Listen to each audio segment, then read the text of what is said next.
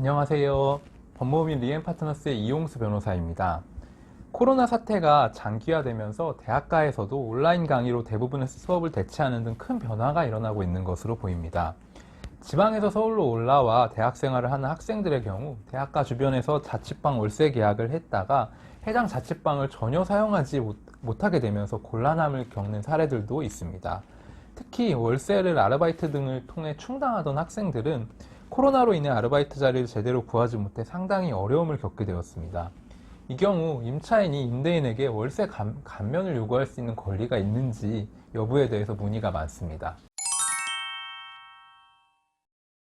코로나로 인해 도저히 월세를 부담하기 어려운 상황에 처한 학생들의 경우 실제로 집주인들에게 월세를 일부라도 감면해달라고 요청한 사례가 있다고 합니다. 몇몇 집주인들은 이를 받아들여 월세를 일부 감면해주거나 지급기일을 연기해 주었다고 합니다. 이는 법률적으로 일종의 합의라고 볼 수 있어서 양 당사자의 의사가 합치되어 월세를 감면하거나 월세 지급기일이 연기되는 경우는 전혀 문제가 되지 않습니다.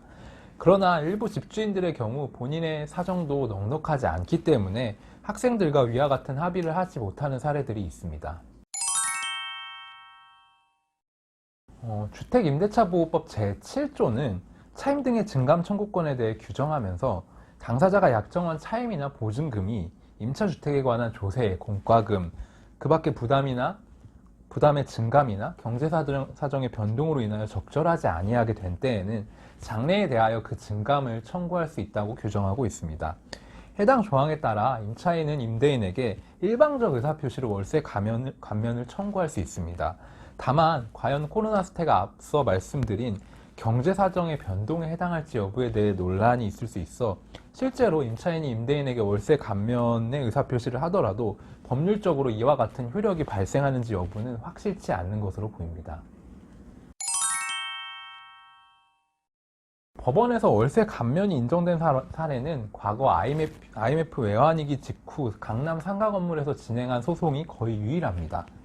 당시 법원은 전반적인 경기 불황을 고려해서 임차인이 부담한 임대료를 16% 정도 감면하라는 결정을 한 바가 있습니다.